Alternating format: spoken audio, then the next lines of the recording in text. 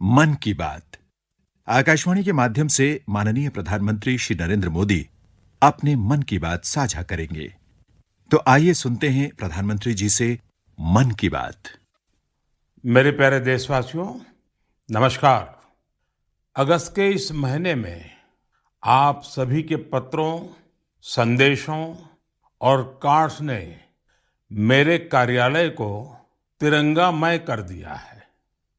मुझे ऐसा शायद ही कोई पत्र मिला हो जिस पर तिरंगा ना हो या तिरंगे और आजादी से जुड़ी बात न हो।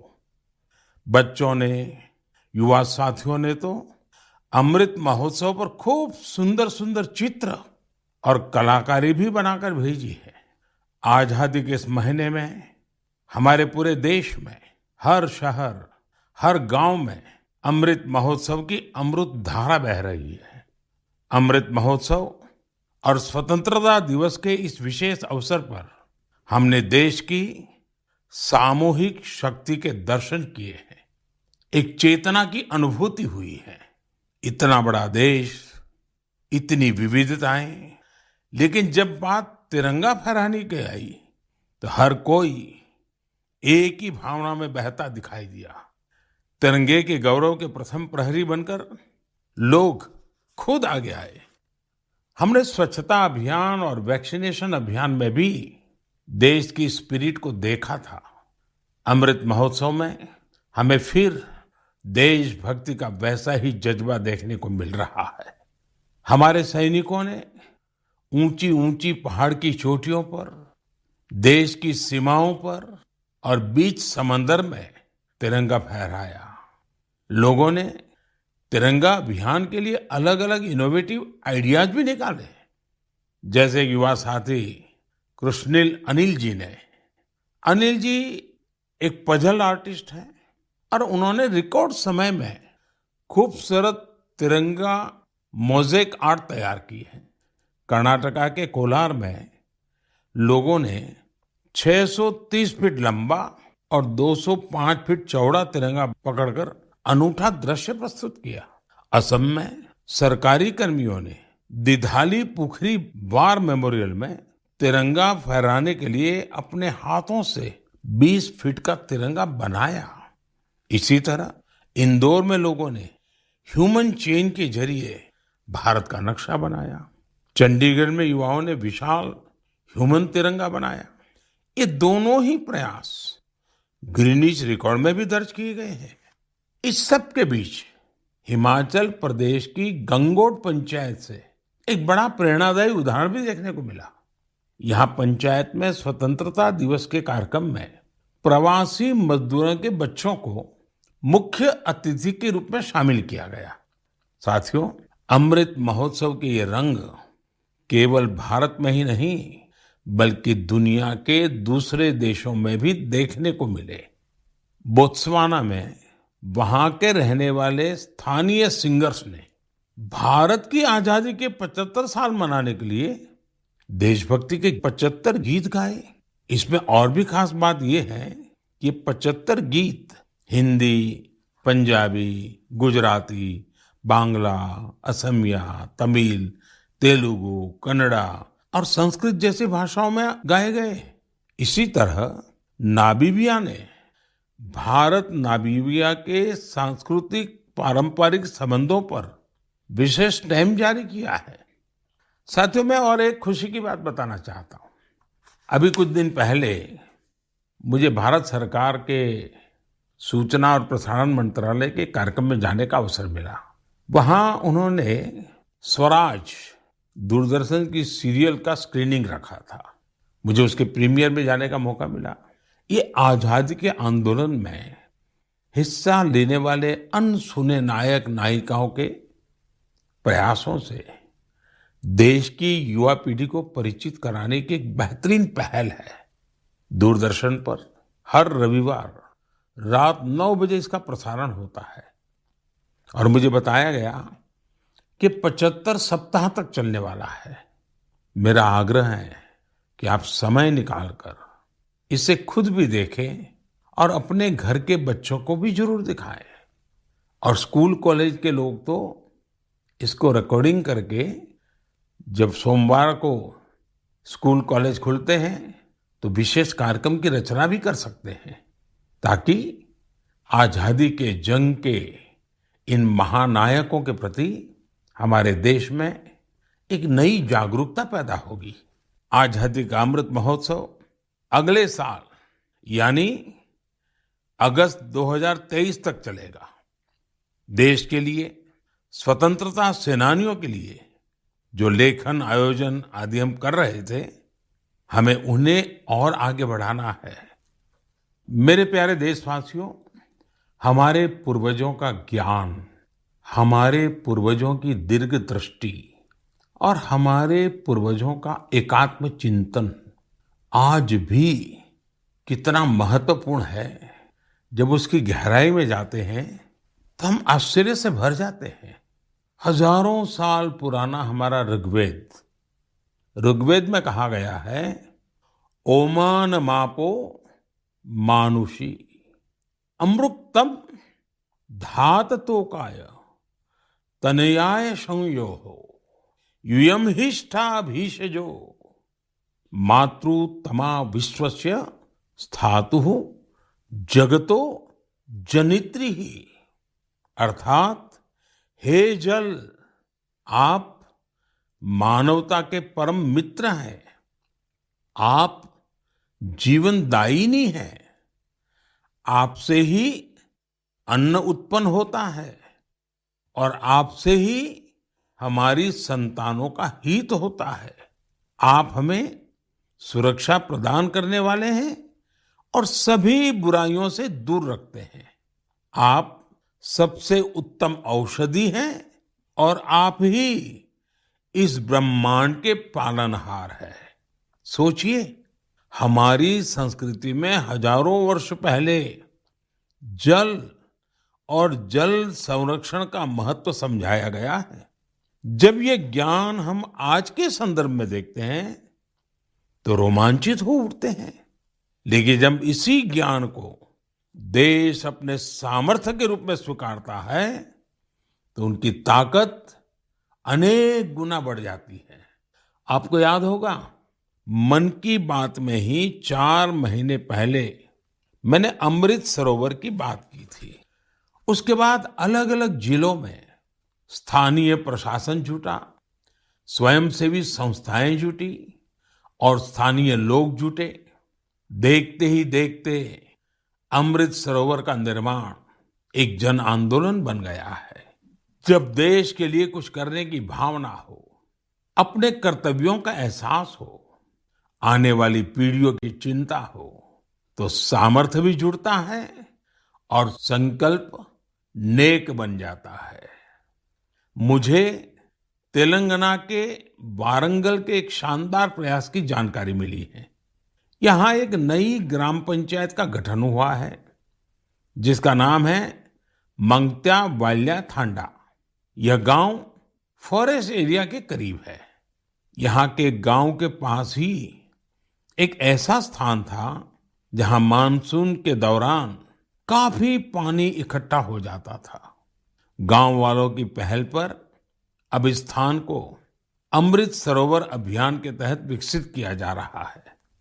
इस बार मानसून के दौरान हुई बारिश में ये सरोवर पानी से लबालब भर गया है। मैं मध्य प्रदेश के मंडला में मोचा ग्राम पंचायत में बने अमृत सरोवर के बारे में भी आपको बताना चाहता हूँ। ये अमृत सरोवर कान्हा राष्ट्रीय उद्यान के पास बना है और इससे इस इलाके की सुंदरता को और बढ़ा दिया है। उत्तर प्रदेश के ललितपुर में नवनिर्मित शहीद भगत सिंह अमृत सरोवर भी लोगों को काफी आकर्षित कर रहा है। यहाँ की निवारी ग्राम पंचायत में बना यह सरोवर 4 एकड़ में फैला हुआ है। सरोवर के किनारे हुआ वृक्षारोपण इसकी शोभा को बढ़ा रहा है। सरोवर के पास लगे 35 फीट ऊंचे तिरंगे को देखने के लिए भी दूर दूर से लोग आ रहे हैं। अमृत सरोवर का यह अभियान कर्नाटका में भी जोरों पर चल रहा है। यहाँ के बागलकोट जिले के बिल्केरूर गांव में लोगों ने बहुत सुंदर अमृत सरोवर बनाया है। दरअसल इस क्षेत्र में पहाड़ से निकले पानी की वजह से लोगों को बहुत मुश्किल होती थी। किसानों और उनकी फसलों को भी नुकसान पहुंचता था। अमृत सरोवर बनाने के लिए गांव के लोग सारा पानी चैनलाइज करके एक तरफ ले आए। इससे इलाके में बाढ़ की समस्या भी दूर हो गई। अमृत सरोवर अभियान हमारी आज की अनेक समस्याओं का समाधान तो करता ही है, हमारी आने वाली पीढ़ियों के लिए भी उतना ही आवश्यक है। इस अभियान के तहत कई जगहों पर पुराने जलाशयों का भी कायाकल्प किया जा रहा है। अमृत सरोवर का उपयोग पशुओं की प्यास बुझाने के साथ ही खेती किसानी के लिए भी हो रहा है।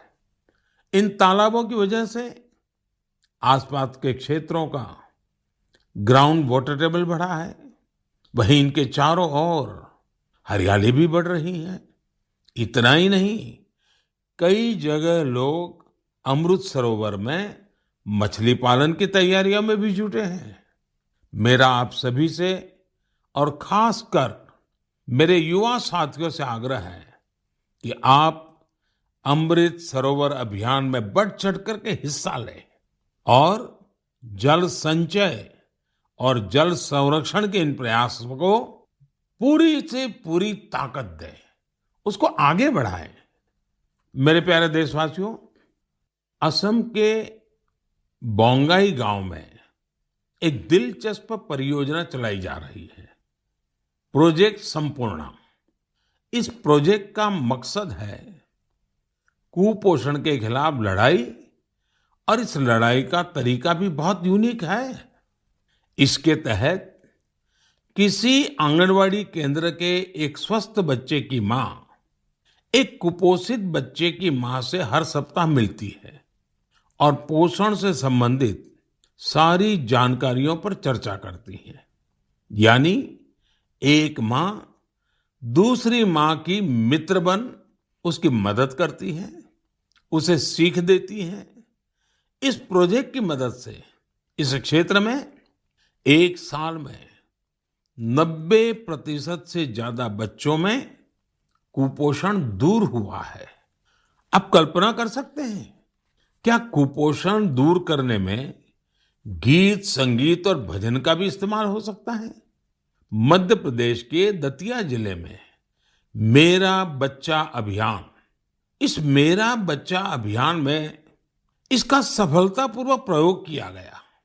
इसके तहत जिले में भजन कीर्तन आयोजित हुए, जिसमें पोषण गुरु कहलाने वाले शिक्षकों को बुलाया गया। एक मटका कार्यक्रम भी हुआ। इसमें महिलाएं आंगनवाड़ी केंद्र के लिए मुट्ठी भर अनाज लेकर आती हैं और इसी अनाज से शनिवार को बाल भोज का आयोजन होता है। इससे आंगनवाड़ी केंद्रों में बच्चों की उपस्थिति बढ़ने के साथ ही कुपोषण भी कम हुआ है।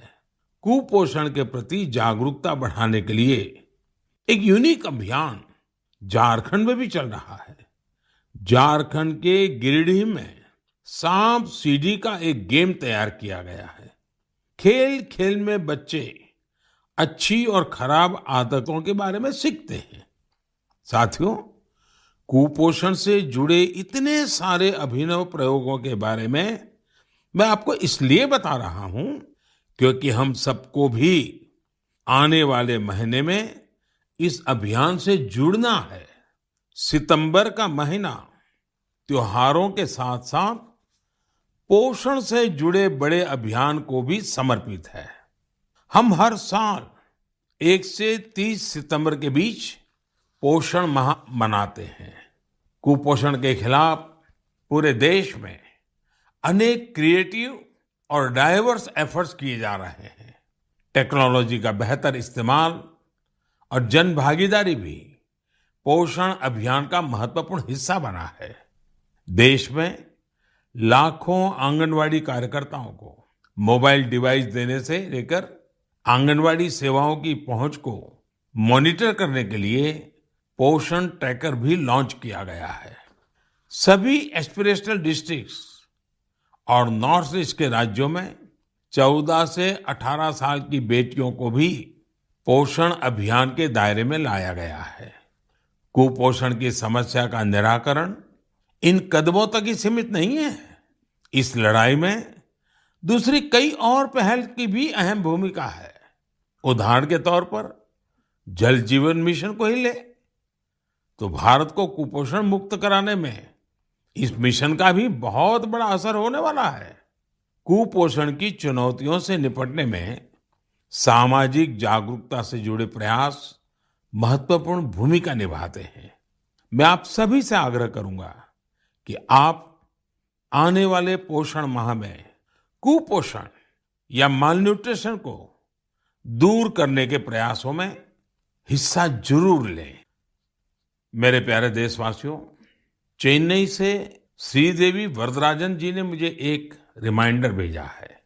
उन्होंने माय गॉव पर अपनी बात कुछ इस प्रकार से लिखी है। नए साल के आने में अब 5 महीने से भी कम समय बचा है और हम सब जानते हैं कि आने वाला नया साल इंटरनेशनल ईयर ऑफ मिलेट्स के तौर पर मनाया जाएगा। उन्होंने मुझे देश का एक मिलेट मैप भी भेजा है। साथ ही पूछा है कि क्या आप मन की बात में आने वाले एपिसोड में इस पर चर्चा कर सकते हैं। मुझे अपने देशवासियों में इस तरह के जज्बे को देखकर बहुत ही आनंद की अनुभूति होती है। आपको याद होगा कि यूनाइटेड नेशंस ने एक प्रस्ताव पारित कर वर्ष 2023 को इंटरनेशनल ईयर ऑफ मिलेट्स घोषित किया है। आपको ये जानकर भी बहुत खुशी होगी कि भारत के इस प्रस्ताव को 70 से ज्यादा देशों का समर्थन मिला था। आज दुनिया भर में इसी मोटे अनाज का, मिलेट्स का क्रेज बढ़ता जा रहा है। साथियों, जब मैं मोटे अनाज की बात करता हूं तो मेरे एक प्रयास को भी मैं आज आपको शेयर करना चाहता हूं। पिछले कुछ समय से भारत में कोई भी जब विदेशी मेहमान आते हैं, राष्ट्राध्यक्ष भारत आते हैं, तो मेरी कोशिश रहती है कि भोजन में भारत के मिलेट्स यानी हमारे मोटे अनाज से बनी हुई डिशेस बनवाऊं। और अनुभव यह आया है इन महानुभावों को यह डिशेज बहुत पसंद आती है और हमारे मोटे अनाज के संबंध में, मिलेट्स के संबंध में काफी कुछ जानकारियां एकत्र करने का वो प्रयास भी करते हैं। मिलेट्स, मोटे अनाज प्राचीन काल से ही हमारे एग्रीकल्चर, कल्चर और सिविलाइजेशन का हिस्सा रहे हैं। हमारे वेदों में मिलेट्स का उल्लेख मिलता है और इसी तरह पुराणनुरु और तोल्काप्पियम में भी इसके बारे में बताया गया है। आप देश के किसी भी हिस्से में जाएं, आपको वहां लोगों के खान पान में अलग अलग तरह के मिलेट्स जरूर देखने को मिलेंगे। हमारी संस्कृति की तरह मिलेट्स में भी बहुत विविधताएं पाई जाती हैं। ज्वार, बाजरा, रागी, सावा, कंगनी, चीना, कोदो, कुटकी, कुट्टू, ये सब मिलेट्स ही तो है। भारत विश्व में मिलेट्स का सबसे बड़ा उत्पादक देश है। इसलिए इस पहल को सफल बनाने की बड़ी जिम्मेदारी भी हम भारतवासियों के कंधे पर ही है। हम सबको मिलकर इसे जन आंदोलन बनाना है और देश के लोगों में मिलेट्स के प्रति जागरूकता भी बढ़ानी है। और साथियों, आप तो भली बात ही जानते हैं, मिलेट्स किसानों के लिए भी फायदेमंद है और वो भी खास करके छोटे किसानों को। दरअसल बहुत ही कम समय में फसल तैयार हो जाती है और इसमें ज्यादा पानी की आवश्यकता भी नहीं होती है। हमारे छोटे किसानों के लिए तो मिलेट्स विशेष रूप से लाभकारी है। मिलेट्स के भूसे को बेहतरीन चारा भी माना जाता है। आजकल युवा पीढ़ी हेल्दी लिविंग और ईटिंग को लेकर बहुत फोकस है। इस हिसाब से भी देखें तो मिलेट्स में भरपूर प्रोटीन, फाइबर और मिनरल्स मौजूद होते हैं। कई लोग तो इसे सुपर फूड भी बोलते हैं। मिलेट से एक नहीं अनेक लाभ है। ओबेसिटी को कम करने के साथ ही डायबिटीज, हाइपरटेंशन और हार्ट रिलेटेड डिसीज के खतरे को भी कम करते हैं। इसके साथ ही ये पेट और लीवर की बीमारियों से बचाव में भी मददगार है। थोड़ी देर पहले ही हमने कुपोषण के बारे में बात की है। कुपोषण से लड़ने में भी मिलेट्स काफी लाभदायक हैं, क्योंकि ये प्रोटीन के साथ साथ एनर्जी से भी भरे होते हैं। देश में आज मिलेट्स को बढ़ावा देने के लिए काफी कुछ किया जा रहा है। इससे जुड़ी रिसर्च और इनोवेशन पर फोकस करने के साथ ही एफपीओस को प्रोत्साहित किया जा रहा है, ताकि उत्पादन बढ़ाया जा सके। मेरा अपने किसान भाई बहनों से यही आग्रह है कि मिलेट्स यानी मोटे अनाज को अधिक से अधिक अपनाएं और इसका फायदा उठाएं। मुझे देखकर काफी अच्छा लगता है कि आज कई ऐसे स्टार्टअप्स उभर रहे हैं जो मिलेट्स पर काम कर रहे हैं। इनमें से कुछ मिलेट कुकीज बना रहे हैं, तो कुछ मिलेट पैनकेक्स और डोसा भी बना रहे हैं। वहीं कुछ ऐसे हैं जो मिलेट एनर्जी बार्स और मिलेट ब्रेकफास्ट तैयार कर रहे हैं। मैं इस क्षेत्र में काम करने वाले सभी लोगों को बहुत बहुत शुभकामनाएं देता हूं। त्योहारों के इस मौसम में हम लोग अधिकतर पकवानों में भी मिलेट्स का उपयोग करते हैं। आप अपने घरों में बने ऐसे पकवानों की तस्वीरें सोशल मीडिया पर जरूर शेयर करें, ताकि लोगों के बीच मिलेट्स को लेकर जागरूकता बढ़ाने में मदद मिले। मेरे प्यारे देशवासियों, अभी कुछ दिन पहले मैंने अरुणाचल प्रदेश के सियांग जिले में जोरसिंग गांव की एक खबर देखी। ये खबर एक ऐसे बदलाव के बारे में थी जिसका इंतजार इस गांव के लोगों को कई वर्षों से था। दरअसल जोरसिंग गांव में इसी महीने स्वतंत्रता दिवस के दिन से 4G इंटरनेट की सेवाएं शुरू हो गई हैं। जैसे पहले कभी गांव में बिजली पहुंचने पर लोग खुश होते थे, अब नए भारत में वैसी ही खुशी 4G पहुंचने पर होती है। अरुणाचल और नॉर्थ ईस्ट के दूर सुदूर इलाकों में 4G के तौर पर एक नया सूर्योदय हुआ है। इंटरनेट कनेक्टिविटी एक नया सवेरा लेकर आई है। जो सुविधाएं कभी सिर्फ बड़े शहरों में होती थी, वो डिजिटल इंडिया ने गांव-गांव में पहुंचा दी है। इस वजह से देश में नए डिजिटल एंटरप्रेन्योर पैदा हो रहे हैं। राजस्थान के अजमेर जिले के सेठा सिंह रावत जी दर्जी ऑनलाइन ई स्टोर चलाते हैं। आप सोचेंगे ये क्या काम हुआ? दर्जी ऑनलाइन, दरअसल सेठा सिंह रावत कोविड के पहले टेलरिंग का काम करते थे। कोविड आया तो रावत जी ने उस चुनौती को मुश्किल नहीं बल्कि अवसर के रूप में लिया। उन्होंने कॉमन सर्विस सेंटर यानी CSC ई स्टोर ज्वाइन किया और ऑनलाइन कामकाज शुरू किया। उन्होंने देखा कि ग्राहक बड़ी संख्या में मास्क का ऑर्डर दे रहे हैं। उन्होंने कुछ महिलाओं को काम पर रखा और मास्क बनवाने लगे। इसके बाद उन्होंने दर्जी ऑनलाइन नाम से अपना ऑनलाइन स्टोर शुरू कर दिया, जिसमें और भी कई तरह से कपड़े वो बनाकर बेचने लगे। आज डिजिटल इंडिया की ताकत से सेठा सिंह जी का काम इतना बढ़ चुका है कि अब उन्हें पूरे देश से ऑर्डर मिलते हैं। सैकड़ों महिलाओं को उन्होंने अपने यहाँ रोजगार दे रखा है। डिजिटल इंडिया ने यूपी के उन्नाव में रहने वाले ओम प्रकाश सिंह जी को भी डिजिटल एंटरप्रेन्योर बना दिया है। उन्होंने अपने गांव में 1000 से ज्यादा ब्रॉडबैंड कनेक्शन स्थापित किए हैं। ओम प्रकाश जी ने अपने कॉमन सर्विस सेंटर के आसपास निशुल्क वाईफाई जोन का भी निर्माण किया है, जिससे जरूरतमंद लोगों की बहुत मदद हो रही है। ओम प्रकाश जी का काम अब इतना बढ़ गया है कि उन्होंने 20 से ज्यादा लोगों को नौकरी पर रख लिया है।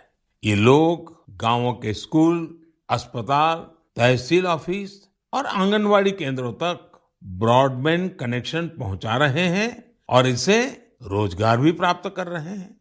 कॉमन सर्विस सेंटर की तरह ही गवर्नमेंट ई मार्केट प्लेस यानी जेम पोर्टल पर भी ऐसी कितनी सक्सेस स्टोरी देखने को मिल रही है। साथियों, मुझे गांवों से ऐसे कितने ही संदेश मिलते हैं जो इंटरनेट की वजह से आए बदलावों को मुझसे साझा करते हैं। इंटरनेट ने हमारे युवा साथियों की पढ़ाई और सीखने के तरीकों को ही बदल दिया है।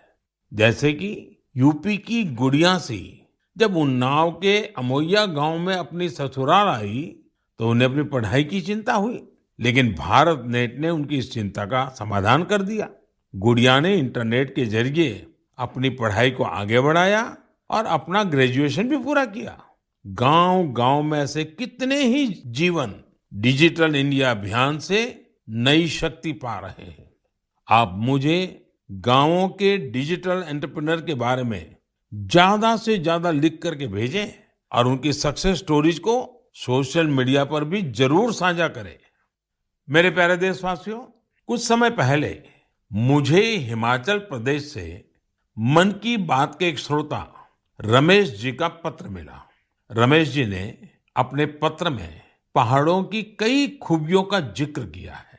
उन्होंने लिखा कि पहाड़ों पर बस्तियां भले ही दूर दूर बसती हो, लेकिन लोगों के दिल एक दूसरे के बहुत नजदीक होते हैं।